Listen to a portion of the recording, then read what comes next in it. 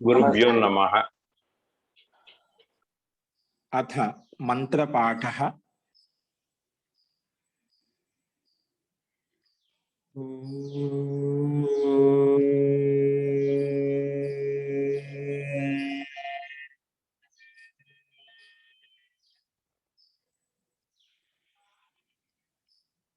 सहनाववतु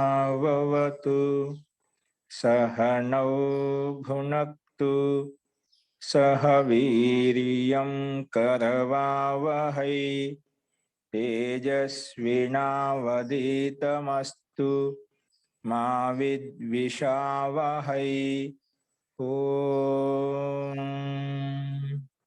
शांति शांति शांति।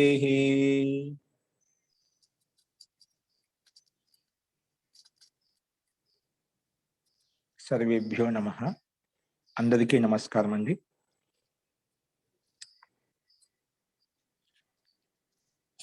నిన్న మనము సమాపత్తి సమాధి గురించి చెప్పుకున్నాము. ఈ సమాపత్తి సమాధి అనేది 4 రకాలుగా చూశాము. ఒకటి సవితర్క సమాపత్తి, నిర్వితర్క సమాపత్తి, అదేవిధంగా సవిచార సమాపత్తి, నిర్విచార సమాపత్తి. సవితర్క సమాపత్తి, నిర్వితర్క సమాపత్తి ద్వారానే నిర్విచార సమాపత్తి, నిర్వితర్క సమాపత్తి, నిర్విచార సమాపత్తి కూడా సూక్ష్మ విషయం కూడా వ్యాఖ్యానించబడింది. అది నిన్న చూశాము. సవితర్కలో శబ్దార్థ జ్ఞానం ఉంటుంది. సవిచారలో ఆ శబ్దార్థ జ్ఞానం లేకుండా ఓన్లీ అర్థం మాత్రమే లీనమై ఉంటాము.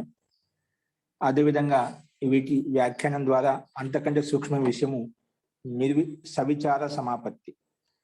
సవిచార సమాపత్తిలో అక్కడ దేశకాల నిమిత్తము యొక్క ఆభాసం కలుగుతుంది.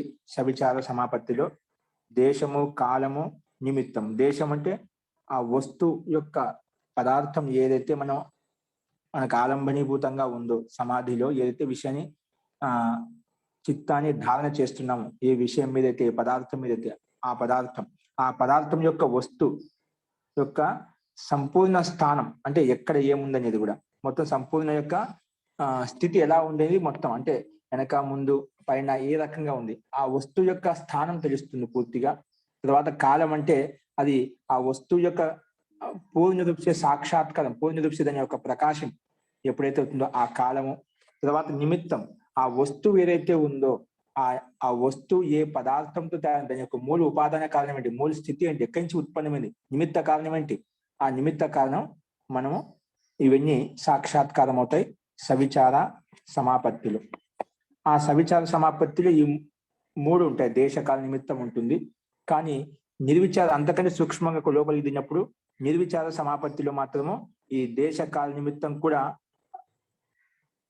రహితమైపోయి, దేశకాల నిమిత్తం యొక్క అనుభూతి కూడా ఉండకుండా లోపలికి దిగడానికి కేవలం వస్తువు యొక్క స్వరూపం ఏదైతే స్వరూపంలో పూర్తిగా లీనమైపోతుంది. తదాకారంతో ఆకృతం అయిపోతుంది, చిత్తము పూర్తిగా లీనమైపోతుంది అన్నమాట. అక్కడే ఓన్లీ వస్తువు యొక్క సాక్షాత్ ప్రకాశంలో లీనమైపోతుంది, సాక్షాత్ ప్రత్యక్షంలో లీనమైపోతుంది. ఇంకా ఆ దేశకాల నిమిత్తానికి కూడా అనుభూతి ఉండదు. అటువంటి స్థితిని నిర్విచార సమాపత్తి అని చెప్పాము. ఈ రకంగా 4 రకాల సమాపత్తులు ఉన్నాయి. ఈ రకంగా సూక్ష్మాది సూక్ష్మంగా మనం లోపలికి వెళ్తూ చూసాం అనమాట. కానీ ఈ సూక్ష్మత్వం ఇది ఎక్కడి వరకు ఉంటుంది? ఈ సూక్ష్మత్వము ముందు సవితర్క సమాపత్తి, సవిచార అని చెప్పాం. అలాగే ఈ సూక్ష్మ విషయం ఎంతవరకు ఉంది? సూక్ష్మ విషయం ఎంతవరకు? సవితర్క నిర్వితర్క అని చెప్పాం, సవిచార నిర్విచారం అని చెప్పాం కదా. అది సూక్ష్మ విషయం ఎంతవరకు అంటే దానికి సమాధానంగా ఇప్పుడు మనం చెప్పుకోబోతున్నాము. సూక్ష్మ విషయత్వం చ అలింగ పర్యవసానం. ఈ సూక్ష్మ విషయం అనేది అలింగ పర్యవసానం పర్యంతం. అలింగం అంటే ప్రకృతి పర్యంతం ఈ సూక్ష్మత్వం ఉంటుంది. ప్రకృతి వరకు వచ్చి అక్కడ నిలబడిపోతాం. ప్రకృతి కంటే సూక్ష్మమైన తత్వం ఏది లేదు, ఇంకా అదే అంతిమ తత్వం. ప్రకృతి అంటే ప్రకృతి లీనం చేశామనుకోండి, ఇంకా అది మూల ప్రకృతి. మూలానికి మూలం ఇంకేం ఉండదు అంట, అదే మూల ప్రకృతి. ఆ మూలానికి మూలం ఏముండదు. మూలస్య అమూలం మూలం నాస్తి. కాబట్టి మూలానికి ఇంకే మూలం ఉండదు అంటే అదే అంతిమ స్థితి అనమాట. ఆ ప్రకృతి వరకు సూక్ష్మ విషయత్వం ఉంటుంది అని ఈ సూత్రం ద్వారా మనకు స్పష్టమవుతుంది. అందుకే చెప్పారు సూక్ష్మ విషయత్వం చ అలింగ పర్యవసానం. ఈ సూక్ష్మ విషయం ఎంతవరకు ఉంటుందంటే అలింగ పర్యవసానం వరకు ఉంటుంది అని చెప్పి మహర్షి పతంజలి మనకు ఈ సూత్రం ద్వారా తెలియజేశారు. అంటే మూల పదార్థం యొక్క స్థితి వరకు మన చిత్తాన్ని తీసుకెళ్లవచ్చు అని ఈ సూత్రం ద్వారా తెలుసుకున్నాము. అదే విషయాన్ని మహర్షి వ్యాస్ కూడా అదే విషయం తెలియజేస్తున్నారు. ఇక్కడ కొంచెం విశదీకరించి చూడండి. వ్యాస భాషను చూసుకోండి, స్క్రీన్ మీద కనిపిస్తుంది, చూసుకోండి ఒకసారి అందరూ. పార్థివస్య అనోర్ గంధ తన్మాత్రం సూక్ష్మ విషయ. పార్థివ అంటే భూమి యొక్క గుణం ఏంటి? పార్థివ అంటే భూమి అండి. పార్థివస్య అణు అంటే పార్థివం యొక్క అణువు ఏదైతే ఉందో, పదార్థం ఏదైతే ఉందో, పార్థివస్య అణువు అంటే భూమి యొక్క అణువు పదార్థం ఏదైతే ఉందో, పార్థివస్య అనోహో గంధ తన్మాత్రం సూక్ష్మ విషయ. భూమికి ఒక గుణం ఏంటి? గంధం. గంధ తన్మాత్ర అంటాం. అందుకే పార్థివస్య అణువుకి, పార్థివం యొక్క అణువుకి గంధ తన్మాత్రం సూక్ష్మ విషయ. పృథ్వీ యొక్క తత్వాన్ని నువ్వు ధారణ చేశావంటే దాని యొక్క సూక్ష్మ విషయం గంధ తన్మాత్ర యొక్క సాక్షాత్కారం అవుతుంది. అందుకే పార్థివ తత్వానికి ఉపాదాన కారణం ఏంటి? గంధ తన్మాత్ర అని చెప్పాం. అంటే దాంట్లో సూక్ష్మంగా పార్థివ తత్వానికంటే ఇంకా సూక్ష్మంగా ఉంటుంది. నెక్స్ట్ ఏం చెప్పాము? ఆప్యస్య రస తన్మాత్రం. ఆపి జలం అంటే నీటి యొక్క గుణం ఏంటి? రస తన్మాత్రం. నీటిలో రస తన్మాత్ర ఉంటుంది. ఆప్యస్య ఆప్ అంటే జలం, ఆప్యస్య రస తన్మాత్రం అంటే జలానికి సూక్ష్మ విషయం ఏంటి? రసము. అదేవిధంగా తైజసస్య అగ్నికి, తైజసం అంటే తేజస్సు అంటే అగ్ని, అగ్ని యొక్క రూప తన్మాత్రం. రూపం సూక్ష్మ విషయం. అగ్నిక సూక్ష్మ విషయం ఏంటి? రూపం. పృథివీ అణువుకు గంధం అది సూక్ష్మ విషయము. జలానికి రస తన్మాత్ర అనేది సూక్ష్మ విషయము. అగ్నికి తైజసస్య అంటే అగ్నికి రూప తన్మాత్రం. వీటిని ఏమంటాం? రూపరస గంధం తన్మాత్రలు అంటాం. ఏమంటాము? రూపరస గంధాలను తన్మాత్రలు అంటాం. అందుకే చెప్తున్నాడు తైజసస్య అంటే అగ్నికి రూప తన్మాత్రం అంటే రూప తన్మాత్రం సూక్ష్మ విషయము. వాయవీయస్య స్పర్శ తన్మాత్రం. వాయవీయస్ని గాలి యొక్క సూక్ష్మ విషయం ఏంటి? స్పర్శం. అది గాలి స్పర్శ ద్వారా మనకు అనుభూతి కలుగుతున్నమాట. అందుకే స్పర్శ తన్మాత్రం. అదేవిధంగా ఆకాశస్య శబ్ద తన్మాత్రం. ఆకాశస్య శబ్ద తన్మాత్రం సూక్ష్మ విషయం. ఆకాశానికి సూక్ష్మ విషయం ఏంటి? శబ్దం. వీటినే గుణాలను చెప్పాలి. పృథివీకి గుణము గంధము, జలానికి గుణము రసము, అగ్నికి గుణము రూపము, వాయుకి గుణము స్పర్శము, ఆకాశానికి గుణము శబ్దము. వీటికి సూక్ష్మ విషయాలు. వీటి యొక్క సూక్ష్మ విషయాలు. ఇవన్నీ కూడా పార్థివానికంటే సూక్ష్మ విషయం గంధం అని చెప్పాము, నీటికి రసం అని చెప్పాము, అగ్నికి రూపం అని చెప్పాము, వాయువుకి స్పర్శ అని చెప్పాము, ఆకాశం శబ్దము సూక్ష్మ విషయం చెప్పాము. కానీ ఈ సూక్ష్మ విషయాలు కూడా సూక్ష్మ విషయం ఏదైనా ఉందా? ఉపాదాన కారణం ఉందా అంటే ఈ సూక్ష్మ విషయానికి కూడా ఉపాదాన కారణం ఉంది. ఏది? తేషాం అహంకార. అంటే పృథివీ, జలము, అగ్ని, వాయు, ఆకాశమే స్థూలమైనటివి. దానికంటే సూక్ష్మమైనటివి ఇవి రూపరస గంధాలు. ఇవన్నీ ఏది? గంధము, రసము, రూపము, స్పర్శ, శబ్ద, ఇవి సూక్ష్మాలు. అంతకంటే సూక్ష్మ దానికి ఉపాదాన కారణం ఏంటి? ఉపాదాన కారణము తేషాం. వీటికి తేషాం అహంకార. ఇది ఉపాదాన కారణం. తన్మాత్రలు ఎప్పుడు ఉపాదాన కారణం ఏంటి? అహంకారం నుంచి ఇవన్నీ ఉత్పన్నమయ్యాయి. అందుకే తేషాం అహంకార. అహంకారం ఉపాదాన కారణము. అదేవిధంగా అస్యాపి లింగ మాత్రం సూక్ష్మ విషయ. ఈ అహంకారం కూడా ఉపాదాన కారణం ఏంటి?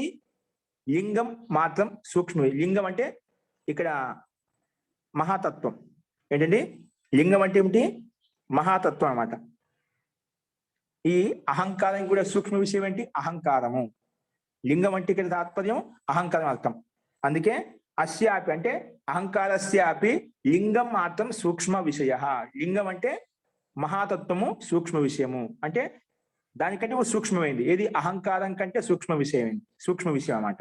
అంటే మహాతత్వం నుండే ఇది అహంకారం ఏర్పడింది. అహంకారం నుండే ఈ రూపరస గంధాలు ఏర్పడాయి. వీటి నుండే మన పంచభూతాలు ఏర్పడ్డాయి అన్నమాట. అట్లా ఇవన్నీ స్థూలంగా అక్కడి నుంచి ఎన్నికి వచ్చామనుకోండి, ఇవి సూక్ష్మ విషయాలు అయిపోతాయి. అందుకే అహంకారానికి సూక్ష్మ విషయం ఏంటంటే లింగము అని. లింగం అంటే మహాతత్వము, అది సూక్ష్మ విషయం అని చెప్పాం. అదేవిధంగా లింగ మాత్రస్య అపి అలింగం సూక్ష్మ విషయ. ఆ లింగానికి కూడా ఉపాదాన కారణం ఉంది. ఏది? అలింగం సూక్ష్మ విషయ. ఆ లింగానికి అంటే ఆ మహాతత్వానికి కూడా ఉపాదాన కారణం ఏంటి? అలింగం సూక్ష్మ విషయ. అలింగం అంటే ఇంకా లింగం లేదంటే ప్రకృతి అంట. అలింగం అంటే ఇక్కడ ప్రకృతి, మూల్ ప్రకృతి, అది సూక్ష్మ విషయం. ఇంకా దీనికంటే సూక్ష్మ విషయం ఏది లేదు. ఇంకా అదే అంతిమ అలింగం అంటే మూల ప్రకృతి ఏదైతే ఉందో అది సూక్ష్మ విషయం. అంతకన్నా సూక్ష్మంగా ఇంద్రియాలతో మనకు ప్రత్యక్షం ఏది కానీ సాక్షాత్కారం ఏది లేదనమాట. కాబట్టి అలింగం సూక్ష్మ విషయం. అందుకే నాచ అలింగాత్ పరో సూక్ష్మ అస్తి, నాచ అలింగాత్ పరం సూక్ష్మం అస్తి. అలింగానికి పక్కనంగా వేరేది సూక్ష్మం ఏం లేదంటాం. అదే అంతిమ సూక్ష్మం ప్రకృతి. అలింగం అంటే ప్రకృతే అంతిమ సూక్ష్మమైన పదార్థము. అందుకే ఈ బ్రహ్మాండం అంతా విలీనమైనప్పుడు కూడా మొత్తం ప్రకృతిలో విలీనం అయిపోతుంది అంటాం. మొత్తం కూడా సూక్ష్మ అనురూపంలో విలీనం అయిపోతుంది. ఇప్పుడు అంతా వ్యక్తావస్థలో ఉంది, ప్రకటావస్థలో ఉంది అంతా సృష్టి కాలంలో. కానీ ఇది ప్రళయం అయినప్పుడు మొత్తము ఈ ప్రకృతిలో లీనమైపోతుంది. అంటే ప్రకృతి లీనం కావడం అంటే పంచభూతాలు వచ్చేసి రూపరస గంధాలు విలీనం అయిపోతాయి. రూపరస గంధాలు వచ్చేసి అహంకారంలో విలీనం అయిపోతాయి. అహంకారం వచ్చేసి మహాతత్వంలో విలీనం అయిపోతుంది. మహాతత్వం వచ్చేసి ప్రకృతిలో విలీనం అయిపోతుంది. మళ్ళా వీటిని ప్రకటీకరణ అవస్థలోకి తీసుకురావాలి, వ్యక్త అవస్థలోకి తీసుకురావాలంటే మళ్ళీ ప్రకృతి మహతో అహంకార తన్మాత్రాన్ని తన్మాత్రేభ్య పంచభూతాన్ని. ఈ పంచభూతాలతో మన ఇంద్రియాలు ఏర్పడ్డాయి. భూతేభ్య ఇంద్రియాన్ని, ఈ శరీరం యొక్క ఇంద్రియాలు ఏవైతే ఉన్నాయో కర్మేంద్రియాలు, జ్ఞానేంద్రియాలు అన్నమాట, ఇవన్నీ ఏర్పడతాయి అన్నమాట. సో ఇది ప్రక్రియ. ఇది సూక్ష్మ విషయం ఇంతవరకు ఉంటుంది. ఇంకా మూల ప్రకృతిలోకి వెళ్ళిన తర్వాత మనకు మొత్తం రహస్యం, బ్రహ్మాండం యొక్క రహస్యం మనకు తెలిసిపోతుంది. ఆ రకంగా మనం సూక్ష్మ విషయాన్ని తెలుసుకున్నాము. అది సమాధి ద్వారా మనకు ఉపలబ్ధమవుతుంది. ఈ సమాధి స్థితిని పొందినప్పుడు ఈ స్థితి మనకు సూక్ష్మ విషయం వరకు మన చిత్తం అనేది కేంద్రీకృతం అవుతుంది. అక్కడ ఉండే విషయాన్ని ప్రత్యక్షం చేసుకుంటుంది అని ఈ సూత్రం ద్వారా తెలుసుకున్నాము. ఇప్పుడు కానీ వాళ్ళ ఒక ప్రశ్న కలిగింది ఇక్కడ. నన్ను అంటే ప్రశ్న పూర్వకాలం, నన్ను అస్థి పురుష సూక్ష్మ ఇది ఒక ప్రశ్న వేసాడు. ఎందుకేంటి నువ్వు ఇదే సూక్ష్మం అంటావు? దీనికంటే సూక్ష్మైంది ఆత్మ పరమాత్మ సూక్ష్మం కదా. ప్రకృతి కంటే సూక్ష్మైంది జీవాత్మ. జీవాత్మ కంటే అత్యంత సూక్ష్మమైన వాడు ఎవరంటే పరమాత్మ. ప్రకృతి సూక్ష్మైందే, ఆ సూక్ష్మమైన పదార్థం కంటే అత్యంత సూక్ష్మైన జీవాత్మ. జీవాత్మ కంటే అత్యంత సూక్ష్మమైన వాడు పరమాత్మ. కాబట్టి అవి ఉన్నాయి కదా. నన్ను అస్థి పురుష సూక్ష్మ ఇది సత్యం, అది మాట కరెక్టే. అది జీవాత్మ పరమాత్మ సూక్ష్మైన, ప్రకృతి కంటే అత్యంత సూక్ష్మమైనవే. కానీ యథ లింగాత్ పరం అలింగస్య సౌక్ష్మ్యం నచైవం పురుషస్య. లింగానికి పరం అలింగం అంటే మహాతత్వానికి ఉపాదాన కారణం ఏ విధంగా అయితే ప్రకృతి, అలాగా జీవాత్మకి పరమాత్మకి ఉపాదాన కారణం లేదు. లింగానికి ఉంది ఉపాదాన కారణం ప్రకృతి, తన్మాత్రకు ఉపాదాన కారణము మహాతత్వం చెప్పాం. అదేదో పంచభూతాలకు ఉపాదాన కారణము రూపరస గంధాలు చెప్పాం. అది ఉపాదాన కారణం ఉంది. కానీ ఈ రకంగా ఉపాదాన కారణము జీవాత్మకి పరమాత్మకి ఉండదు. అది అంతిమ తత్వం, ఒకే తత్వం అన్నమాట. ఉపాదాన కారణం లేవు. లింగానికి ఏ విధంగా అయితే అలింగం ఉపాదాన కారణం ఉందో అలా ఉపాదాన కారణం కాదు. అంటే జీవాత్మకి పరమాత్మ ఉపాదాన కారణం కాదు. అంటే చాలా మంది అంటుంటారు కదా, పరమాత్మ యొక్క అంశమే జీవాత్మ అని చెప్పి. అలా ఉపాదాన కారణం కాదు. జీవాత్మకి సత్తా భిన్నంగా ఉంటుంది, పరమాత్మ యొక్క సత్తా భిన్నంగా ఉంటుంది, ఈ ప్రకృతి యొక్క సత్తా భిన్నంగా ఉంటుంది. ఈ మూడు తత్వాలు అనాది కాల్చి వస్తున్నాయి. ఈ మూడు పదార్థాలు నిత్యమైనవి, శాశ్వతమైనవి. ఈ మూడు పదార్థాలు ఎల్లప్పుడూ ఉంటాయి. అందుకే జీవాత్మ యొక్క సత్తా వేరు, పరమాత్మ యొక్క సత్తా వేరు, ప్రకృతి యొక్క సత్తా వేరు. ప్రకృతి జడ వస్తువు, జీవాత్మ చేతన తత్వము, పరమాత్మ చేతన తత్వము. పరమాత్మ ఆనంద స్వరూపుడు, జీవాత్మ సాంసారిక విషయాల వాసనలతో యుక్తమైనప్పుడు సాంసార బంధానికి లోన్ అవుతాడు. అలాగా క్లేశ కర్మ విపాకాలకు లోన్ అవుతాడు. మనం చెప్పుకున్నాయి ఈశ్వరునికి జీవాత్మకు తేడా ఏంటి? ఈశ్వరుడు క్లేశ కర్మ విపాక ఆశయాలతో ఎటువంటి సంబంధం లేనివాడు ఈశ్వరుడు. ఎవరైతే ఇటువంటి విషయాలకు సంబంధానికి లోన్ అవుతారో, అంటే క్లేశాలు కర్మ, అంటే క్లేశం అంటే అవిద్యాది క్లేశాలకు లోన్ అయిపోతాడో, తర్వాత అవిద్యాది క్లేశాలు ఉన్నాయనుకోండి ఏదో కర్మ చేస్తాం. ఏదో కర్మ చేశామనుకోండి దానికి సుఖం కానీ దుఃఖం కానీ అనుభవిస్తాం. ఆ సుఖ దుఃఖ ఫలాన్ని అనుభవించినప్పుడు వాటి వల్ల ఒక సంస్కారం ఏర్పడుతుంది. ఖచ్చితంగా ఒక కర్మ చేసినామంటే దానికి ఫలితం ఉంటుంది. సుఖం కానీ దుఃఖం ఫలితం ఖచ్చితంగా ఉంటుంది. ఆ ఫలితాన్ని అనుభవించినామంటే అది ఒక వాసన, ఒక సంస్కారం మనలో ఏర్పడుతుంది. ఆ ఆ సంస్కారం ద్వారా మళ్ళీ వృత్తి ద్వారా సంస్కారం ముందు చెప్పుకున్నాం. ఆ సంస్కారం ద్వారా ఆ సంస్కారం ఏ విధంగా అయితే మన లోపల చాప్ పడిందో, అది ముద్రన పడిందో, అదే విధంగా మళ్ళీ వృత్తి కూడా మన ఆలోచనలు అవే విధంగా ఉంటాయి. అందుకే మనం ఏం పని చేసినా ఈ సంస్కారము, ఆశయాలు ఇవన్నీ ఉంటాయి. అంటే వాసన సంస్కారాలు మన మీద పడుతూ ఉంటాయి. ప్రతి ఫలానుభూతి ఏదైతే అనుభవించావో వాటి యొక్క సంస్కారం మన మీద పడుతుంది. దాని ప్రకారంగా మళ్ళీ వృత్తి కూడా ఏర్పడుతూ ఉంటుంది. అందుకే అలవాటు ఏ విధంగా చేసుకుంటే అదే అలవాటు ప్రకారంగా మళ్ళీ అదే ఆలోచనలు వస్తూ ఉంటాయి అన్నమాట. ఆ సంస్కారం పెడుతున్నమాట. కాబట్టి ఇక్కడ ప్రకృతి కంటే సూక్ష్మ తత్వము ఆత్మ జీవాత్మ పరమాత్మ ఉంది. కానీ యథా లింగాత్ పరం అలింగస్య సౌక్ష్మ్యం నాచ ఏవం పురుషస్య, పురుషునికి అలా లింగం కంటే లింగానికి ఉపాదాన కారణం ఏ విధంగా అయితే ఉందో అలాగా పరమాత్మకి ఏ ఉపాదాన కారణం లేదు. రెండు స్వతంత్ర అస్తిత్వం ఉంది. రెండింటికి జీవాత్మకి పరమాత్మకి స్వతంత్ర అస్తిత్వం ఉంది. ఉపాదాన కారణాలు అంటూ ఏమీ లేవు. జీవాత్మ కంటే సూక్ష్మము అయింది ఇది. దీని ద్వారా ఈ సూక్ష్మతత్వం వచ్చింది, ఈ జీవాత్మ తత్వం వచ్చింది, లేదా పరమాత్మ కంటే సూక్ష్మ తత్వం ఏదో ఉంది, దీని ద్వారా ఈ తత్వం వచ్చింది. అలా ఉపాదాన కారణాలు లేవు. రెండింటికి స్వతంత్ర సత్తా భిన్న భిన్నంగా ఉంది. కాబట్టి అందుకే చెప్పాను అనమాట. యథా లింగాత్ పరం అలింగస్య సౌక్ష్మత్యం నాచ ఏవం పురుషస్య, అలా ఏ విధంగా అయితే లింగానికి ఉపాదాన కారణం అలింగం ఉందో అలా ఇలా జీవాత్మ కానీ పరమాత్మ కానీ ఉపాదాన కారణం లేదు. కాబట్టి ఇది అక్కడ గ్రహించబడదు అని తాత్పర్యం. కింటు లింగస్య అన్వయీ కారణం పురుషో నాభవతి. లింగస్య అంటే లింగానికి అన్వయీ కారణం పురుషో నాభవతి హేతుస్తు భవతి. కానీ లింగానికి అన్వయి అంటే ఈ సూక్ష్మానికి కూడా సూక్ష్మతత్వము ఈ జీవాత్మ కాదు. ఇప్పుడు ఉపాదాన కారణం అయిపోతుంది. ఉపాదాన కారణం కాదు అంటే ఇప్పుడు ప్రకృతి కంటే సూక్ష్మైంది కదా, సూక్ష్మ ఇది ఉపాదాన కారణం అయిపోతుంది. ఇప్పుడు జీవాత్మ కంటే అత్యంత సూక్ష్మమైన వాడు పరమాత్మ వాడు. పరమాత్మ మళ్ళా మూల ప్రకృతిలోకి మూల సూక్ష్మతత్వం కలుగుతున్నమాట. అంటే ఉపాదాన కారణత్వం వస్తున్నమాట. కానీ ఉపాదాన కారణత్వం రాదు. అందుకే చెప్తున్నాడు కింటు లింగస్య అన్వయీ కారణం పురుషో నాభవతి. లింగానికి అన్వయి అంటే ఆ ప్రకృతికి సూక్ష్మతత్వానికి కూడా అత్యంత సూక్ష్మమైన జీవాత్మాన్ని అన్వయీ కారణం రాదు, ఉపాదాన కారణత్వం రాదు. కానీ హేతుస్తు భవతి, కానీ నిమిత్త కారణం అయితే ఉన్నాడు పరమాత్మ. ఆ జీవాత్మ నిమిత్త కారకుడు. జీవాత్మ పరమాత్మ ఈ ప్రకృతి నిమిత్త కారణము, కానీ ఉపాదాన కారణం కాదు. ఒక కుండ చేసేవాడు, కుమ్మరివాడు కుండలు తయారు చేస్తూ ఉంటాడండి. ఇక్కడ దాంట్లో మిట్టి, దాంట్లో ఒక కర్ర పట్టుకొని తిప్పుతా ఉంటాడు అనమాట. అవన్నీ ఉపాదాన కారణాలు అనమాట. కానీ అవన్నీ సాధనములు, ఉపాదాన కారణములు. కానీ అక్కడ కుండను తయారు చేసేవాడు కుమ్మరివాడు ఎవరైతే ఉన్నారో అక్కడ అతను నిమిత్త కారకుడు, నిమిత్తకర్త. అలాగా కుండలు తయారు చేసేవాడి కర్త ఎవరైతే ఉన్నారో వాడు నిమిత్త కారకుడు. అలాగా పరమాత్మ ఈ ప్రకృతికి నిమిత్త కారకుడు కానీ ఉపాదాన కారకుడు కాదు. అర్థం?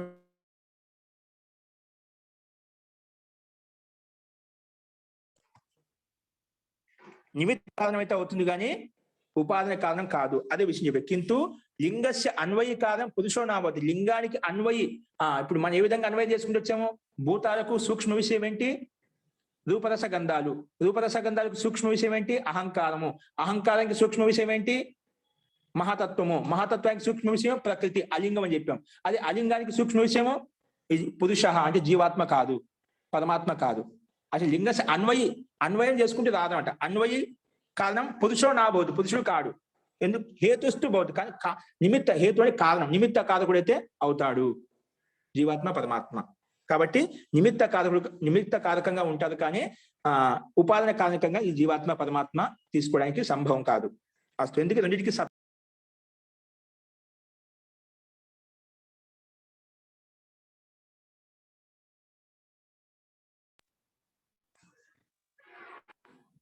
హేతుస్తు భవతి.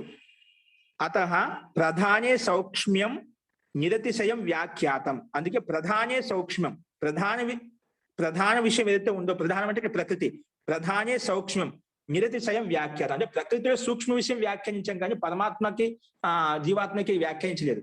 సూక్ష్మ విషయం ఎక్కడి వరకు అంటే నువ్వు జడ పదార్థాల్లో మనం ఏదైతే ఆలంబన తీసుకొని ధ్యానం చేస్తున్నామో అది కేవలము ప్రకృతిలో మాత్రమే సాధ్యమవుతుంది. అందుకే ప్రధానే సౌక్ష్మ్యం నిరతిశయం వ్యాఖ్యాతం. ప్రధాన విషయం అంటే ప్రకృతి విషయం సూక్ష్మత అనేది నిరతిశయమైంది, అది అత్యంత సూక్ష్మమైంది. ప్రకృతి మాత్రం సూక్ష్మైంది, అంతకంటే సూక్ష్మైంది ఇంకేది లేదు ప్రకృతి విషయంలో.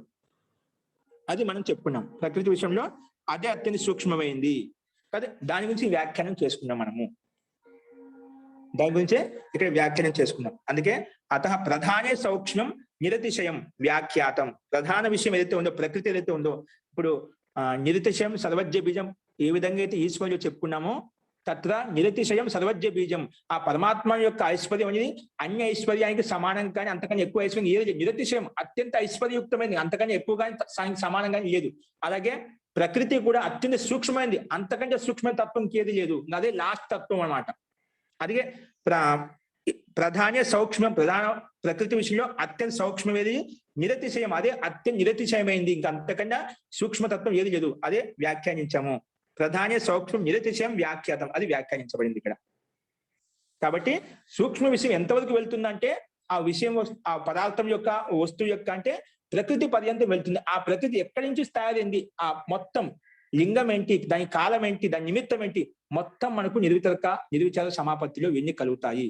అంటే నిర్విచార సమాపత్తికి వెళ్ళామంటే సంప్రదాయ సమాధి, ఆ సమాధిలో బ్రహ్మాండం యొక్క రహస్యం మొత్తం మనకు స్పష్టమవుతుంది. అంటే మూల ప్రకృతి వరకు వెళ్ళిపోయాం మనం. సూక్ష్మ విషయం చెప్పేదా, ఏం చెప్పాం, అలింగ పర్యవసానం వరకు మనం లోపలికి వెళ్ళిపోయాం. అక్కడ మనకు పూర్తిగా అక్కడ పోయి నిలబడుతున్నాం. దీనికంటే తెలుసుకోవాల్సిన విషయం ఏమి ఉండదు. మొత్తం యథార్థంగా కనిపిస్తుంది, వెనక ముందు పైన అన్ని కూడా కనిపిస్తాయట.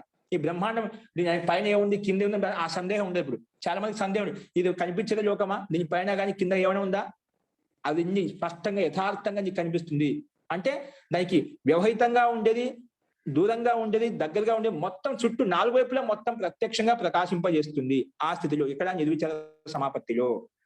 కాబట్టి అలింగ పర్యవసానం వరకు మన సూక్ష్మ విషయం ఉంటుంది అని చెప్పుకున్నాం. దాని విషయంలోనే మహర్షి వ్యాస్ కూడా మనకు స్పష్టంగా వ్యాఖ్యానించారు. అస్తు. ఇప్పుడు నెక్స్ట్ చూడండి, మళ్ళీ 46 సూత్రం ఏమంటున్నాం వల్ల, తాహ ఏవ సబీజ సమాధి. తాహ ఏవ సబీజ సమాధి. తాహ అంటే మనం చెప్పిన 4 రకాల సమాధులు చెప్పిన, సమాపత్తులు చెప్పిన, సవితర్క, నిర్వితర్క, సవిచార, నిర్విచార, 4 రకాల సమాపత్తి, 4 రకాల సమాధులు అని చెప్పచ్చు. సమాధి తో ఇవన్నీ 4 రకాలు చెప్పిన తాహ, అవి సబీజ సమాధి. అవి ఏంటివి, సబీజ బీజంతో యుక్తమైనవి. సబీజ సమాధి అంటే బీజంతో యుక్తమైనటువంటి సమాధులు. బీజం అంటే ఇక్కడ తాత్పర్యము, ఇక్కడ ఆలంబనం అంటే ఒక విషయాన్ని ఆలంబనం తీసుకున్నాం. ప్రకృతి యొక్క ఒక విషయాన్ని, రూపం కానీ, రసం కానీ, గంధం కానీ, ఇంకేదైనా సూక్ష్మతత్వం, మహాతత్వం కానీ అహంకారం కానీ, ఏదో ఒక విషయాన్ని ఆలంబనం చేసుకొని మనం సమాధిని పొందాము. అక్కడ ఏదో ఒక విషయం ఉంది, అక్కడ ఆ స్థితిని వరకు ప్రకృతి పర్యంతం తెలుసుకోవడం కోసం ఒక విషయాన్ని ఆలంబనం చేసుకున్నాము. అందుకే సబీజ సమాధి. ఇవి బీజంతో కూడుకొని ఉన్నటివి, అంటే ఒక ఆలంబనంతో కూడుకొని ఉన్నటువంటి సమాధులు. ఇవన్నీ 4 రకాల సమాధులు ఏంటివి, సబీజ సమాధి. ఏదో ఒక విషయాన్ని ఆలంబనం చేసుకునే మనం ఈ స్థితిని పొందాము. ప్రకృతి సూక్ష్మ పర్యంతం, ప్రకృతి ఏదైతే సూక్ష్మతత్వం ఉందో అంతవరకు తెలుసుకోగలిగాము. అంటే బ్రహ్మాండం యొక్క సూక్ష్మతత్వం వరకు తెలుసుకోగలిగాము. ఇదంతా ఏంటి, సబీజ సమాధి అంటే ఆలంబనీభూత సమాధులు అని అర్థం, తాత్పర్యం. ఈ 4 రకాల సమాధిలో ఒక విషయం ఆలంబనంగా ఉంటుంది. దాంట్లో కొంచెం లోపలికి దిగి, ఇంకా లోపలికి దిగి ఇంకా లాస్ట్ లో పూర్తి యథార్థ స్వరూపాన్ని సూక్ష్మ పర్యంతం, అలింగ పర్యవసానం వరకు వెళ్ళిపోతాము. అంటే ప్రకృతి పర్యంతం వెళ్ళిపోతాము అని చెప్పుకున్నాం. అది ఇవన్నీ ఏంటివి కూడా, ఈ 4 రకాల సమాధి ఏంటివి, సబీజ సమాధి అని చెప్పి ఇక్కడ మహర్షి పత్రులు చెప్తున్నాడు. ఇవన్నీ ఆలంబనంతో ఉత్పన్నమైనటువంటి సమాధులు. ఏవి, ఈ 4 రకాల సమాధులు, సవితర్క, నిర్వితర్క, సవిచార, నిర్విచార సమాధి ఏవైతే ఉన్నాయో సమాపత్తులు, దీని సమాధి అని కూడా అనొచ్చు. కాబట్టి ఈ 4 రకాల సమాధులు, సమాపత్తులు ఆలంబనీభూతంగా ఉత్పన్నమయ్యాయి కాబట్టి సబీజ సమాధి అని చెప్పుకున్నాం వీటిని. అదే విషయాన్ని మహర్షి వ్యాసుడు ఏమంటున్నాడు, తాహ అంటే ఈ 4 రకాలు సవితర్క, సవిచార, నిర్వితర్క, నిర్విచార సమాధులు. తాహ చతస్రః, ఈ 4 చతస్రః సమాపత్తయః బహిర్వస్తు బీజ ఇది. బహిర్వస్తు బాహ్య వస్తువును ఆలంబనం తీసుకున్నాం. అంటే ప్రకృతి యొక్క వస్తువును ఆలంబనం తీసుకున్నాం. రూపరస గంధాలను, అహంకారాన్ని ఆలంబనం తీసుకున్నాం. బహిర్వస్తు బీజ ఇది అంటే ఒక వస్తువును ఆలంబనం తీసుకొని చేసినటువంటి సమాధి. బహిర్వస్తు బీజ ఇది సమాధిరపి సబీజ. కాబట్టి ఇది బహిర్వస్తువును, బయట వస్తువును ఆలంబనం తీసుకున్నాం, ప్రకృతిని ఆలంబనం తీసుకున్నాం కాబట్టి ఇది సబీజ సమాధి. కాబట్టి సమాధి కూడా సబీజ సమాధి అంటాము. బహిర్వస్తువును ఆలంబనం తీసుకున్నాం కాబట్టి ఈ సమాధి కూడా సబీజ సమాధి. సమాధిరపి సబీజ, ఈ సమాధి కూడా, ఈ సమాపత్తి కూడా బీజ సహితంతో యుక్తమైనటువంటి సమాధి అని మహర్షి వ్యాస్ కూడా అదే విషయాన్ని చెప్తున్నారు. ఎందుకు, తత్ర స్థూలే అర్థే సవితర్క నిర్వితర్క. స్థూల పదార్థంలో సవితర్క నిర్వితర్క సమాపత్తి కలిగింది. అంటే సవితర్క నిర్వితర్క ఏం కలిగింది, మనకు శబ్దార్థ జ్ఞానం కలిగింది. శబ్దార్థ జ్ఞానం ఉన్నాయి అక్కడ. తర్వాత నిర్వితర్కాలో ఓన్లీ అర్థం మాత్రమే ఉన్నది. ఇంకా కొన్ని సూక్ష్మంగా వెళ్ళిపోతే సూక్ష్మే అర్థే సవిచార నిర్విచార ఇది. అక్కడ సూక్ష్మార్థంలో లింగ దేశకాల నిమిత్తం కూడా కొంచెం జ్ఞానోదయం అయిపోయింది. తర్వాత నిర్విచారాలు వచ్చేసి ఆ దేశకాల నిమిత్తం కూడా పూర్తిగా మాయమైపోయింది. అంటే పూర్తిగా దాని యొక్క స్వరూపంలో లీనం అయిపోయామాట. అంటే మూల ప్రకృతి పర్యంతం, అంటే అలింగ పర్యవసానం పర్యంతం పూర్తిగా లీనం అయిపోయాం. దాని తర్వాత తెలుసుకోవడానికి ఏ తత్వం లేదు. ఆ స్థితి మనకు నిర్విచార సమాపత్తిలో కలుగుతుంది. అందుకే తత్ర స్థూలే అర్థే, స్థూలార్థంలో సవితర్క నిరుతర్క సమాపత్తి కలుగుతుంది, సమాధి కలుగుతుంది.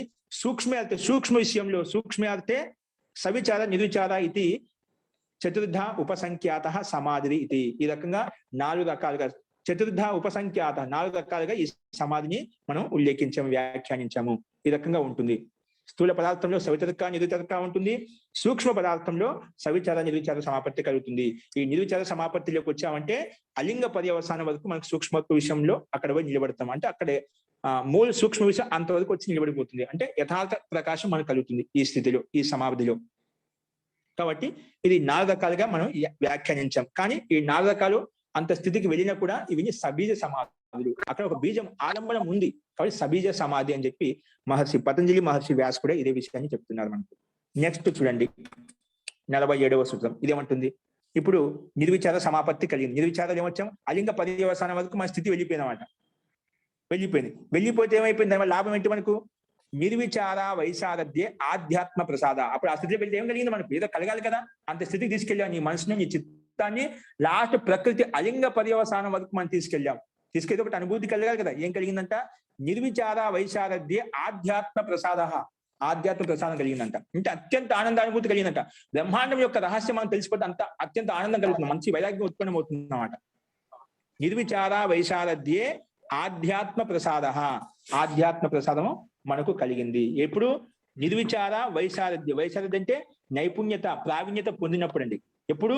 ఈ నిర్విచార సమాపత్తిలో నైపుణ్యతను పొందినప్పుడు, కుశలత్వాన్ని పొందినప్పుడు, అది మన అధికారంలోకి వచ్చినప్పుడు అప్పుడు ఏమవుతుంది? ఆధ్యాత్మ ప్రసాదం కలుగుతుంది. అంటే ఆ వస్తువు ఏదైతే నువ్వు లీనం చేసావు, ఏ వస్తువు మీద ఆలంబనం చేసుకున్నావు, ఆ వస్తువు యొక్క యథార్థ స్వరూపం కింద పైన అన్ని చోట్ల 4 వైపులా. అంటే ఇక్కడ ఈ స్థితి ప్రకృతి పర్యవసానం వెళ్ళామనుకుంటే ప్రకృతి యొక్క బ్రహ్మాండం యొక్క రహస్యం 4 వైపుల నుంచి మొత్తం నీకు కనిపిస్తుంది. ఇది ఒక లోకం కాదు, లోకాంతరాలు మొత్తం నీకు సాక్షాత్కారం అవుతాయి. యథార్థంగా స్పష్టమైన స్వరూపం నీకు కనిపిస్తుంది. కాబట్టి యథార్థ వస్తువు యొక్క ప్రజ్ఞానము నీకు ఆ సమాధి స్థితిలో, నిర్విచార సమాధిలో కలుగుతుంది. ఎప్పుడు? ఈ సమాధి కూడా అభ్యాసం చేయడం ద్వారా దాని నైపుణ్యం సంపాదించినప్పుడు. ఎందుకు ఈ విషయం చెప్పాల్సి వచ్చిందంటే, మనం ఒక్కోసారి ఈ సమాధి కలుగుతుందని కానీ కంటిన్యూగా ఉండదు. చాలా మంది మీరు అంటారు, దీన్ని యోగాభ్యాసం చేస్తున్నా ఒక్కసారి ఆ స్థితి కలిగిందండి, మళ్ళీ నాకు ఆ స్థితి రావడం లేదు, అప్పుడు చాలా ఆనందం వేసింది అంటుంటాం. అంటే ఒక్కొక్కసారి ఒక స్థితి మనకు ధ్యానంలో యోగాభ్యాసం చేసేటప్పుడు ఒక్కోసారి మంచి సాత్విక వృత్తి కలుగుతుంది, అత్యంత ఆనందంగా ఉంటుంది, మనసు ప్రసన్నంగా ఉంటుంది, సంతోషంగా ఉంటుంది. అదే ఎప్పుడైతే నువ్వు స్థితిలో కూర్చున్నావు, ఆ స్థితి ఆనంద స్థితి కలిగిందో అదే స్థితి నువ్వు ఎప్పుడు కూర్చుంటే అది కలగాలన్నమాట. ఎప్పుడు కూర్చుంటే ఆ స్థితి డైరెక్ట్గా వెళ్ళిపోవాలన్నమాట. ఆ డైరెక్ట్గా వెళ్ళిపోయేంత వరకు మనం అభ్యాసం చేయాలి. ఒక్కోసారి ఇది ఎందుకు చెప్పాడు? నిర్విచార వైశారథ్య వైశారథ్యం అంటే అత్యంత ప్రావీణ్యం పొందాలి. ఎప్పుడు కూర్చుంటే సాధనలో ఆ డైరెక్ట్ దాంట్లోకి వెళ్ళిపోవాలన్నమాట. ఆ స్థితిలోకి వెళ్ళగలగాలి. అది ఎప్పుడు సాధ్యమవుతుంది? నువ్వు అత్యంత అభ్యాసం చేసినప్పుడు నువ్వు ఎప్పుడు కావాలంటే ఎప్పుడు దాంట్లో లీనం కావచ్చు. కాబట్టి ఒకసారి మనం ప్రయత్నం చేస్తూ ఉన్నాం, ఒకసారి అనుభూతి కలుగుతుంది, వెళ్ళిపోతుంది. ఒకసారి అదే అనుభూతి 1 నెలల వరకు చేసిన అనుభూతి కలగదు. ఒకసారి అనుకోకుండా 10 రోజుల్లో కలుగుతుంది, ఒకసారి 1 రోజులో కలుగుతుంది, ఒక రోజు మళ్ళీ వెనకబడే కలుగుతుంది అన్నమాట. కాబట్టి అది ఎందుకంటే అది ఇంకా స్థిరత్వాన్ని పొందలేదు, దాంట్లో నైపుణ్యాన్ని పొందలేదు. కాబట్టి వాటిలో అక్కడే నిలబడి మాటికి అదే స్థితిని అభ్యాసం చేయడం వలన అది దాని మీద నిపుణత్వం వస్తుంది, నైపుణ్యం వస్తుంది. ఇప్పుడు ఒకసారి ఒక వ్యక్తి ఏదైనా ఒక కొత్తగా కారు నేర్చుకొని, ఏదైనా బండి నేర్చుకొని నడుపుతూ ఉంటాడు అనమాట. నేర్చుకొని తోలుతున్నాడు, కానీ తోలినంత మాత్రాన నైపుణ్యం వచ్చేస్తుందా? వచ్చింది, విశ్వాసం, నమ్మకం ఉంది, నేను తోలగలుగుతా నమ్మకం అయితే కలిగిందన్నమాట. కానీ పూర్తిగా నైపుణ్యం రావాలంటే ఇంకా బాగా తోలాలి, అభ్యాసం చేయాలి. అభ్యాసం ద్వారానే వాటి మీద నైపుణ్యం వస్తుంది, ఆ బండి మీద అధికారం వస్తుంది అన్నమాట. ఆ నైపుణ్యం రావాలంటే బాగా తిరగాలి, ప్రాక్టీస్ చేయాలి, ఇంకా తిరగాలి. అప్పుడే ఏ విధంగా దాని మీద నైపుణ్యం వస్తుందో, కుశలత్వం వస్తుందో, అదే విధంగా ఆ సమాధిలో కూర్చున్నప్పుడు ఒకేసారి స్థితి కలగదు.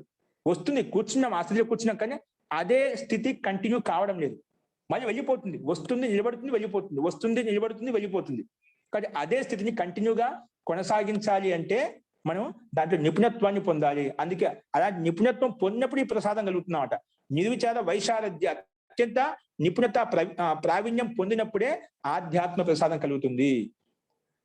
ఈ ఒకసారి సవితరక నిరుతరక సవిచార నిర్విచారలో ఒకసారి స్థితి ఉంటుంది పోతూ ఉంటుంది అన్నమాట. అది దాని యొక్క అనుభూతిని చూపించి వెళ్ళిపోతుంది. కానీ అనుభూతిని అలాగే పట్టుకోవాలి. మనం కంటిన్యూగా ఎప్పుడు కూర్చునే దాంట్లోకి వెళ్ళిపోయేటువంటి స్థితిని మనం సంపాదించుకోవాలి. అప్పుడు నిర్విచార వైశారద్య ఆధ్యాత్మిక ప్రసాద అని చెప్పి మహర్షి పతంజలి చెప్తున్నారు మనకు. ఇదే విషయాన్ని చూడండి. అందుకే నిర్విచార వైశారద్య అంటే నైపుణ్యత ప్రావీణ్యాన్ని పొందినప్పుడు ఆధ్యాత్మిక ప్రసాదం కలుగుతుంది. ఆధ్యాత్మిక ప్రసాదం అంటే ఆ వస్తు యొక్క యథార్థ ప్రకాశం మనకు కలుగుతుంది. దాంట్లో తెలుసుకోవాల్సిన స్థితి ఏముండదు. అటువంటి స్థితి మనకు అంతిమ స్థితి కలుగుతుంది అన్నమాట. అస్తు. ఈ విషయంలో మహర్షి వ్యాస ఏమంటున్నారు చూడండి. చూడండి ఏమవుతుంది ఆ స్థితిలో మనకు మన చిత్తం ఎలా ఉంటుంది అది చూపిస్తున్నాడు. అశుద్ధి ఆవరణ మలాపేతస్య ప్రకాశాత్మనో బుద్ధి సత్వస్య రజస్తమోభ్యాం అనభిభూత స్వచ్ఛ స్థితి ప్రవాహో వైశారద్యం. చూడండి వైశారద్య శబ్దాన్ని ఇక్కడ మహర్షి వ్యాస్ కూడా విశదీకరించి చెప్తున్నారు. వైశారద్యం అంటే ఏమిటి? ఇప్పుడు నిపుణత అని చెప్పాం. నిపుణత ఏ రకంగా నిపుణత? అప్పుడు ఆ నిపుణతలో నీ చిత్తం యొక్క స్వరూపం ఏ రకంగా ఉంటుంది అంటే ఇక్కడ చెప్తున్నాడు. అశుద్ధి ఆవరణ మలాపేతస్య. అశుద్ధి ఆవరణ మలాపేతస్య అంటే అశుద్ధి అనేది లేదు దీంట్లో. అంటే అశుద్ధి యొక్క ఆవరణ రాగద్వేష కామ క్రోధ లోపాలు ఏవైతే ఉన్నాయో ఆ వాటి యొక్క ఆవరణ పూర్తిగా తొలగిపోయిందన్నమాట. అశుద్ధి ఆవరణ అంటే ఆ మలాలు ఏవైతే ఉన్నాయో వాటి పూర్తిగా రహితమైంది. ఆ అశుద్ధి ఆవరణ మలాపేతస్య అటువంటి స్థితిలో ప్రకాశాత్మనో బుద్ధి సత్వస్య. ఇప్పుడు అశుద్ధి యొక్క రాగద్వేష కామ క్రోధ లోపాలు ఏవైతే ఉన్నాయో అవన్నీ తొలగిపోయినప్పుడు ఏమవుతుంది? ప్రకాశాత్మనో బుద్ధి సత్వస్య. ప్రకాశ స్వరూపమైన బుద్ధి సత్వం ఏదైతే ఉందో అది ఎలా ఉంది? రజస్తమోభ్యాం అనభిభూత. రజోగుణము తమోగుణంతో అభిభూతం కావడం లేదు. అనభిభూత అంటే సత్వగుణం ప్రధానంగా ఉంది. రజోగుణం తమోగుణం అణిచివేయబడ్డాయి అన్నమాట. అంటే అవి ప్రధానంగా లేదు, అప్రధానంగా ఉంటాయి. నష్టం కాలేదు, అప్రధానంగా ఉంటాయి. ప్రాధాన్యత ఎందుకుంది? సత్వగుణానికి ప్రాధాన్యత ఉంది, ప్రకాశానికి ప్రాధాన్యత ఉంది అక్కడ. అందుకే అటువంటి స్థితి అశుద్ధి ఆవరణ మలాపేతస్య అంటే ఆ చిత్తంలో అశుద్ధి అని రాగద్వేష కామక్రోధాలు మొత్తము తొలగించినప్పుడు ప్రకాశాత్మన బుద్ధి సత్వస్య ప్రకాశం స్వరూపమైన బుద్ధి సత్వానికి రజస్తమోభ్యాం అనభిభూత. రజస్ గుణము తమో గుణంతో అభిభూతం కావడం లేదన్నమాట. ఏది? ఈ బుద్ధి సత్వం అంటే అప్రధానంగా ఉన్నాయి. అటువంటి అనభిభూత స్వచ్ఛ అంటే స్వచ్ఛమైనటువంటి స్థితిలో ఉంది. ఏది? చిత్తము అంటే సత్వగుణ ప్రధానంలో ఉంది.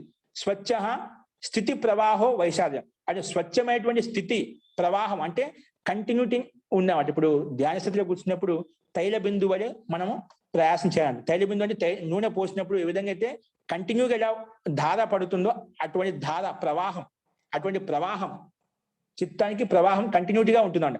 అటువంటి స్థితి నీకు కలిగినప్పుడు దాన్ని వైశారద్యం అంటాము. నువ్వు ఏ విషయంలో అయితే ధారణ చేశామో ఆ విషయానికి నీకు ధార ఎలా ఉండాలి? చిత్తానికి ఆ విషయం పట్ల కంటిన్యూగా మధ్యలో ఎటువంటి ఆఘాతం కలగకూడదు, ఎటువంటి విఘ్నం రాకూడదు, ఎటువంటి స్పేస్ ఉండకూడదు అంట. కంటిన్యూ ఒకే స్థితి ఉండాలి, ఒకే ప్రవాహం ఉండాలన్నమాట. ఇప్పుడు సముద్రంలో ఒకే ప్రవాహం ఉంటే మధ్య గ్యాప్ ఉంటుందా? ఒకటే కంటిన్యూగా ఉంటుందన్నమాట. దాంట్లో ఎటువంటి మధ్యలో వ్యవధానం ఉండదు. కాబట్టి అటువంటి ప్రవాహం స్థితి ప్రవాహం ఏదైతుందో దాన్ని వైశారద్యం అంటాము. కాబట్టి వైశారద్యం యొక్క పరిభాష మన చిత్తంలో అశుద్ధి తొలగిపోయినప్పుడు ఆ ప్రకాశ స్వరూపకు బుద్ధి సత్వం ఏదైతే ఉందో రజోగుణం తమోగుణంతో అభిభూతం కాదు, అణిచివేయబడదు, అది అప్రధానంగా ఉంటే సాత్విక బుద్ధి సత్వమే ప్రకాశమే అత్యంత ప్రకాశవంతంగా ఉంటుంది.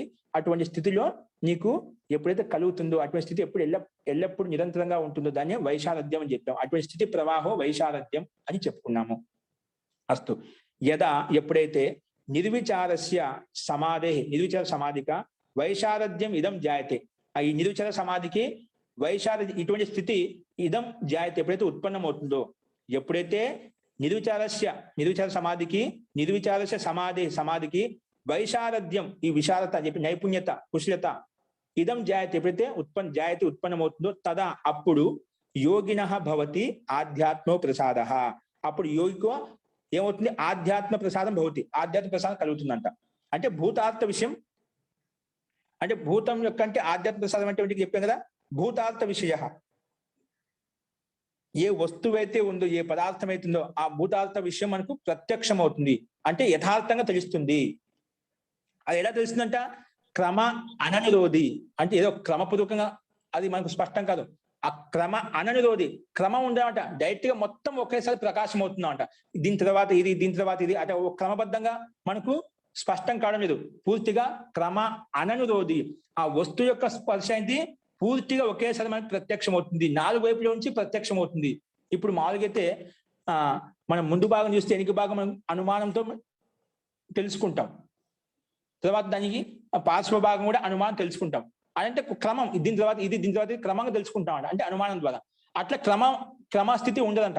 ఎప్పుడు ఈ స్థితిలో పొందినప్పుడు, వైశారధ్యాన్ని పొందినప్పుడు ఏమవుతుందంట, భూతార్థ విషయం అంటే ఆ వస్తువు యొక్క పదార్థం యొక్క స్వరూపం ఎలా ఉంటుంది, ప్రకాశం ప్రత్యక్షం ఎలా ఉంటుంది, క్రమ అననురోధి స్ఫుట ప్రజ్ఞాలోక. స్ఫుట అంటే అత్యంత స్ఫుటంగా, అంటే ప్రత్యక్షంగా పూర్తిగా దాని యొక్క ప్రకాశము, ప్రతిష్ట జ్ఞానం మనకు అది కనిపిస్తుంది. అంటే ఎటువంటి క్రమం లేకుండా ఒకేసారి కనిపిస్తున్నామట. ఒకేసారి క్రమ అననురోధి స్ఫుట ప్రజ్ఞాలోక భవతి. స్ఫుటమైనట్టు స్పష్టమైన, స్ఫుటం అంటే స్పష్టమైన ప్రకృష్ట జ్ఞానం మనకు కలుగుతుంది. ఏది, ఆ పదార్థం యొక్క భూతార్థ విషయం అంట. భూతం అంటే భూతంలో ఉండే, అంటే పంచభూతాలు ఉండే వస్తువులు ఏదో ఒకటి ఆలంబనంగా తీసుకుంటాం కాబట్టి భూతార్థ విషయం అని చెప్పాం. ఆ విషయం యొక్క స్ఫుటమైన, అంటే స్పష్టమైనటువంటి క్రమ అనేది ఎటువంటి క్రమం లేటువంటి ఒకేసారి ఆ స్థితి మొత్తం మనకు ప్రకాశింపజేస్తుంది, అటువంటి ప్రజ్ఞ ఉత్పన్నమవుతుంది అని ఇక్కడ మహర్షి వ్యాస చెప్పాడు. ఇదే విషయంలో ఒక శ్లోకం కూడా ఎలా అంటే తథాచ ఉక్తం, దాన్ని ఇదే విషయాన్ని అలా చెప్పారు. ఏ విధంగా చెప్పారు, తథాచ ఉక్తం. కొంతమంది ఆచార్యులు, ఋషి మహర్షులు ఆ అనుభవాన్ని కొంచెం లౌకిక ఉదాహరణ ద్వారా చెప్పారు. ఏం చెప్పారంటే తథాచ ఉక్తం ఎలా, ప్రజ్ఞా ప్రసాదం ఆరుహ్య అశోచ్య శోచతో జనాన్ భూమిష్టాన్ ఇవ శైలస్థ సర్వాన్ ప్రాజ్ఞో అనుపశ్యతి. ఇది ఒక శ్లోక రూపంలో ఇక్కడ చెప్పారు మనకు. ఏమంటున్నారు ఒకసారి అన్వయం చూసుకోండి. ప్రజ్ఞా ప్రసాదం ఆరుహ్య, యోగి అంటే ప్రకృష్టమైన జ్ఞానం ప్రసాదాన్ని అది పొంది, అంటే ఆధ్యాత్మ ప్రసాదం యథార్థ వస్తువు యొక్క యథాస్వరూపాన్ని తెలుసుకొని, అంటే ఆ యోగి ఎవరైతే ఉన్నారో, సాధకుడు ఎవరైతే ఉన్నారు, అశోచ్య అంటే ఎటువంటి శోకం లేనటువంటి, ఎటువంటి బాధ లేదు. అంటే ఆధ్యాత్మిక ప్రసాదం పొందినప్పుడు ఎటువంటి బాధ ఉండదండి, ఎటువంటి క్లేశం ఉండదు అనమాట. అంటే అవిద్యాది క్లేశం నశింపజేసుకున్నప్పుడు ఈ స్థితి కలుగుతుందన్నమాట. అందుకే అశోచ్య, ఎటువంటి శోకం లేకుండా. శోచతో జనాన్ సర్వాన్, శోకంతో బాధపడుతున్నటువంటి జనులను, సమస్త జనులను, శోచతో జనాన్ సర్వాన్, ఆ సమస్త జనులను భూమిష్టాన్ ఇవ శైలస్థ ప్రాజ్ఞో అనుపశ్యతి. భూమిష్టాన్ ఇవ శైలస్థ అంటే, శైలస్థ అంటే ఒక పర్వతం మీద ఉన్నటువంటి వ్యక్తి భూమి మీద ఉన్నటువంటి వ్యక్తిని చూసిన ఎలా అనిపిస్తుందండి? ఒక పర్వతం మీద నిలబడి కింద ఉంటే ఎలా అనిపిస్తుందో, ఏదో నేను పెద్ద ఎత్తులో ఉన్నాను, చిన్నగా ఉన్నదనే ఆ ఒక భిన్న స్థితి మనకు మానసిక స్థితి కలుగుతున్నామట.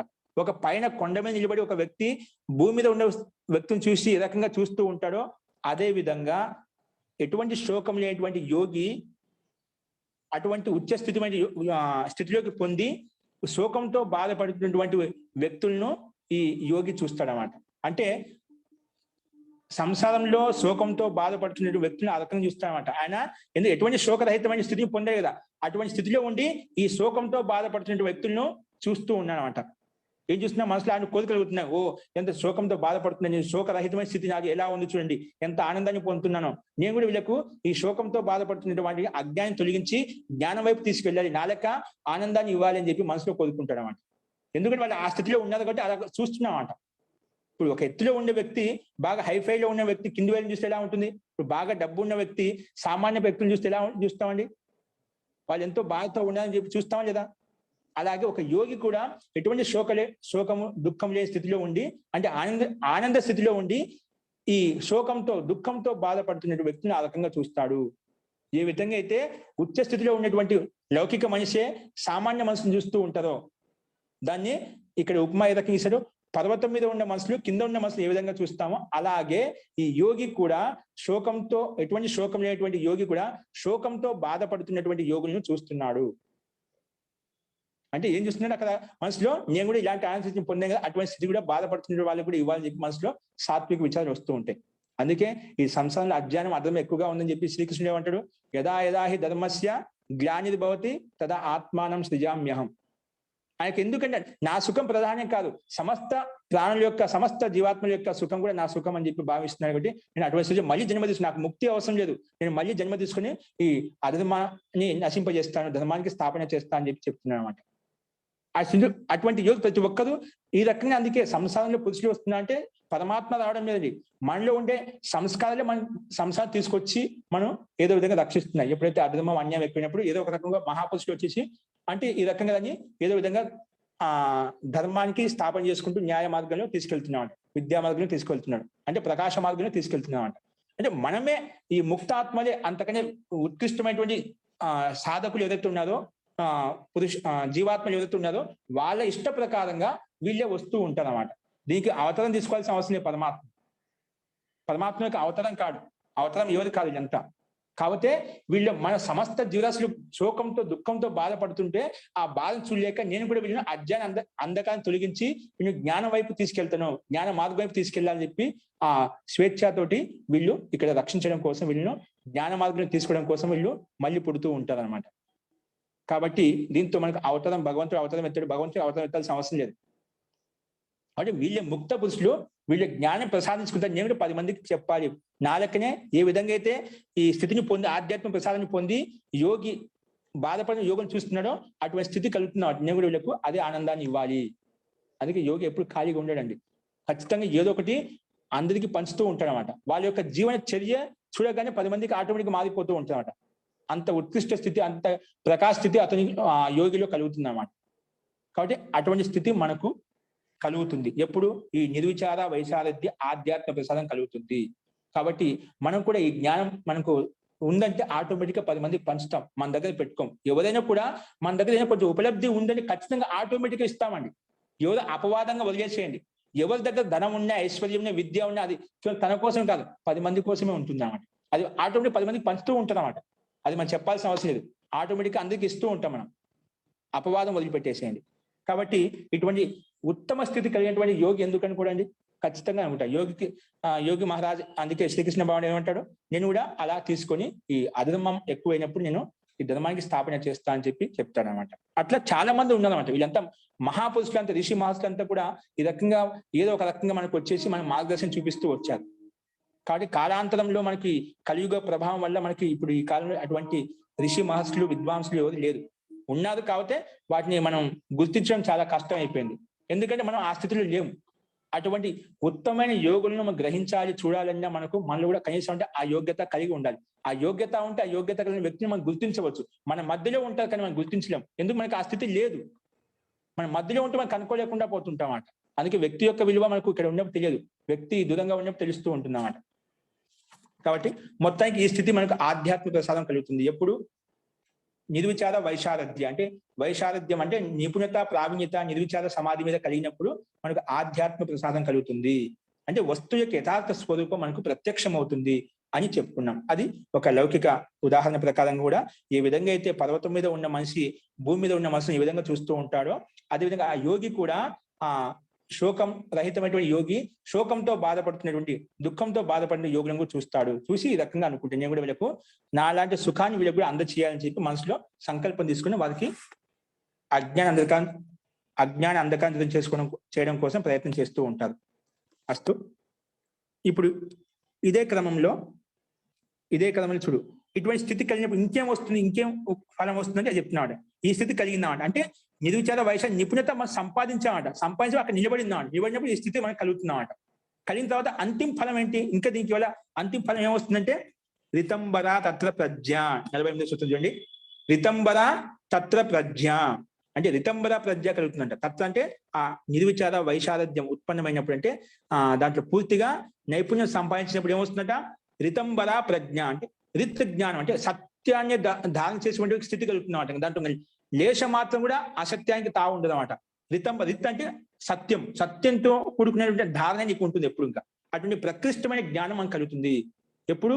ఈ నిర్విచార వైశారథ్యం పూర్తిగా అభ్యాసం చేసి ఎప్పుడు యోగాభ్యాసంలో కూర్చున్నప్పుడు ఆ స్థితిలోకి వెళ్ళగలుగుతాం. అటువంటి స్థితిని సంపాదించినప్పుడు రితంబర తత్వ ప్రజ్ఞ, అక్కడ రితంబర ప్రజ్ఞ మనకు ఉత్పన్నమవుతుంది.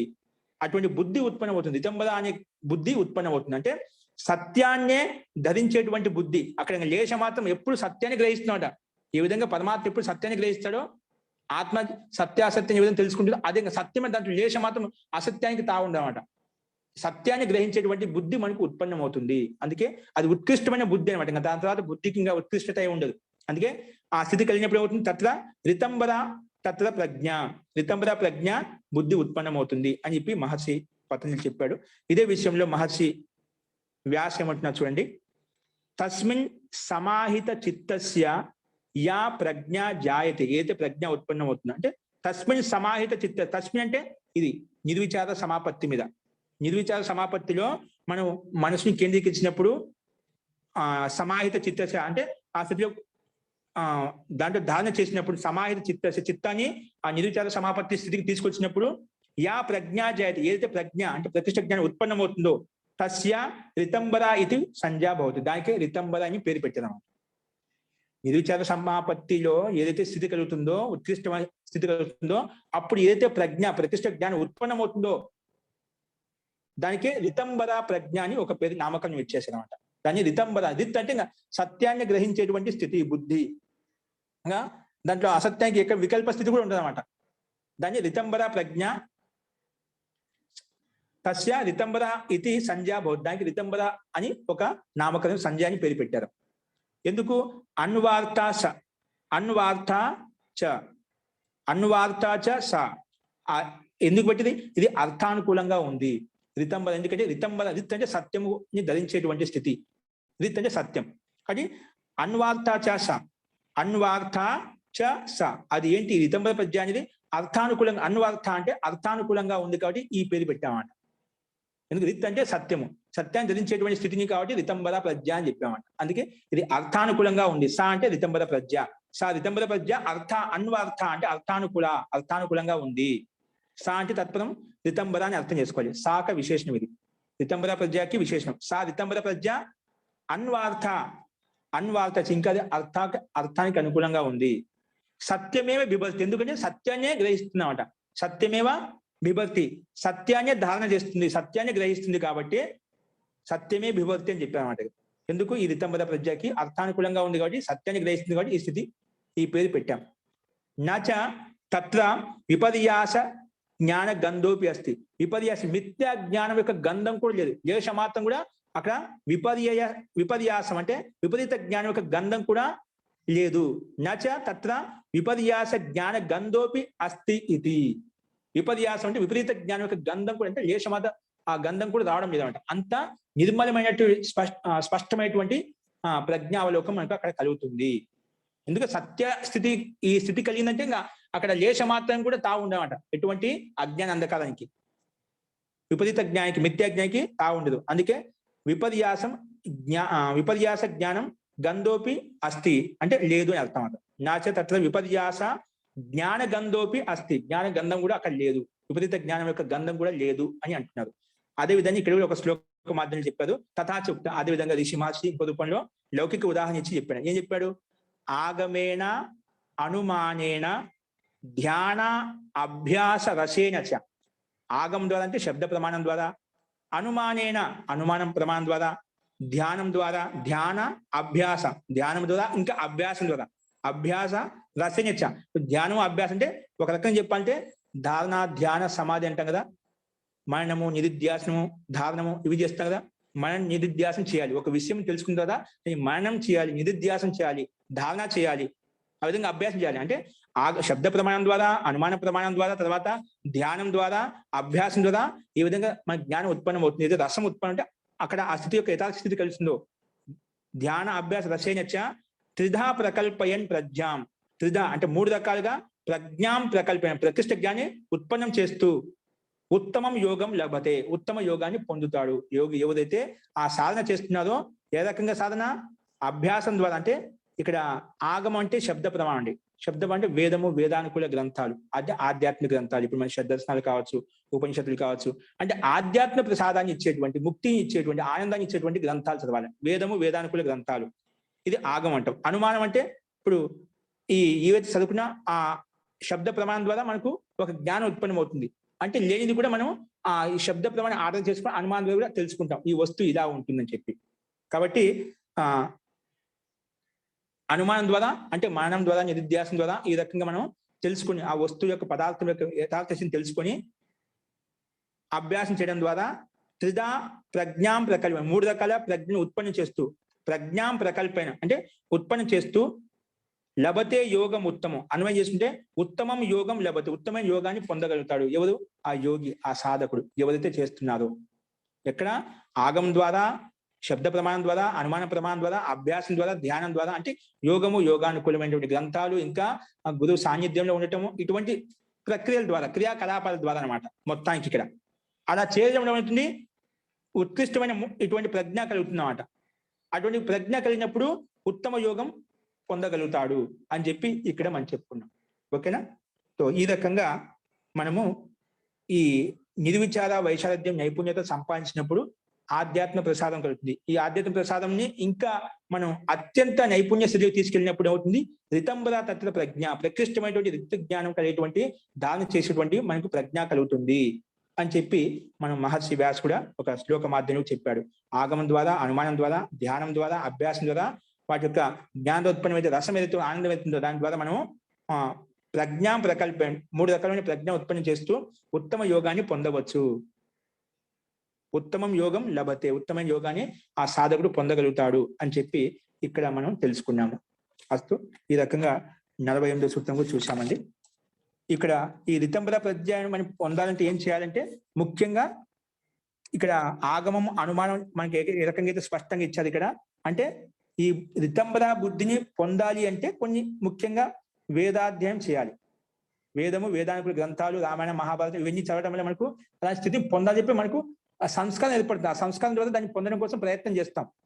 ఇంకా వేదానుకుల గ్రంథాలని వినాలి కూడా. అంటే మహాపురుషులు ఎవరైతే ఉన్నారో, యోగులు ఎవరైతే ఉన్నారో వాటి యొక్క ఉపదేశాలు, వాటిని వినటము, తర్వాత విన్న తర్వాత వాటిని మననం చేసుకోవడం. మననం చేసిందని మళ్ళీ నిరుధ్యాస, ఇది అవునా కాదా, ఇలా ఉందా కాదని చెప్పి మళ్ళీ నిరుధ్యాసం చేసుకోవడం. అంటే శాంత చిత్తం అయిపోయి దాని మీద పూర్తిగా కాన్సన్ట్రేట్ చేసి ఆ స్థితిని నిరుధ్యాస స్థితిలోకి, ధ్యాన స్థితిలోకి తీసుకెళ్ళాలన్నమాట. అలా చేయడం వల్ల దాని యొక్క సాక్షాత్కారం అవుతుంది. ఏమవుతుంది? మనము నిరుధ్యాసం చేయడం ద్వారా వాటి యొక్క సాక్షాత్ ఈ వస్తువు ఇలాగే ఉంది, వాటి సాక్షాత్కమైనప్పుడు మనకి యథార్థ జ్ఞానం కలుగుతుంది అన్నమాట. కాబట్టి అప్పుడు ఈ వస్తువు ఇలాగే ఉంది, దీని యొక్క స్థితి ఇలాగే ఉంటుంది, యథార్థమైన స్థితి ఇదే, ఇంకా దీన్ని తెలుసుకోవాల్సిన అవసరం ఇంకేం లేదు. అంటే మొత్తం విషయం ప్రాప్తం ప్రాపణీయం వాళ్ళ స్థితి నాకు కలిగింది. అటువంటి స్థితి కలగాలంటే మనం ఈ రకంగా వేదాధ్యానము, వేదానుకుల శాస్త్రాన్ని చదవటము, వినటము, ఇంకా వాటిని మననం చేయడము, నిరుధ్యాసం చేయడం ద్వారా వాటి సాక్షాత్కారం అవుతుంది. అప్పుడు మనకు ఈ రితంబర ప్రజ్ఞ వాళ్ళ బుద్ధి ఏర్పడుతుంది. కాబట్టి ఇలా మనం ప్రయత్నం చేస్తూ ఉంటేనే మనకు ఆ స్థితి కలుగుతుంది. కాబట్టి ఈ రకంగా అభ్యాసం చేయాలి. ఇది అంతిమ స్థితి తీసుకొస్తున్నాడు. అంటే ఎంతవరకు వెళ్ళగలుగుతాం మనం, వెళ్తే ఏ మనకు లాభాలు కలుగుతాయి అని ఇప్పటి వరకు తీసుకొచ్చామని. జస్ట్ తర్వాత ఇటువంటి ప్రజ్ఞ ద్వారా మనకి ఏమవుతుంది, ఇంకా దీనికన్నా ఇంకేమైనా విశిష్టత ఉందా, ఏమైనా విశేషం ఉందా, అది మనం 49వ సూత్రంలో మనం రేపు చెప్పుకుందామండి. అస్తు. ఇంకా వీటి ద్వారా మనకు అంతిమ స్థితి ఎంతవరకు వెళ్ళగలుగుతాం. ఇప్పుడు మనకు రితంబర ప్రజ్ఞ వరకు వచ్చాం. రితంబర ప్రజ్ఞ ద్వారా ఇవన్నీ ఎందుకంటే ఆలంబనిభూతి సమాధులు అన్నమాట. వీటి వల్ల ఫలం కలిగిందన్నమాట. నిర్విచార సమాపత్తిని బాగా నైపుణ్యత సంపాదించినప్పుడు ఇవన్నీ రితంబర ప్రజ్ఞ అనేటువంటి ఉత్కృష్టమైన జ్ఞానం కలిగింది. జ్ఞానం కలిగిన తర్వాత మనకి ఏ స్థితి మనకు ఇంకా ఉపలబ్ధం అవుతుంది అనేది మనం రేపు చూద్దామండి. అస్తు. ఇంకా మీకు ఎవరికైనా సందేహాలు ఉంటే ఇప్పుడు మంత్రపాఠ అయిపోయిన తర్వాత చూద్దామండి. అస్తు. మంత్రపాఠ.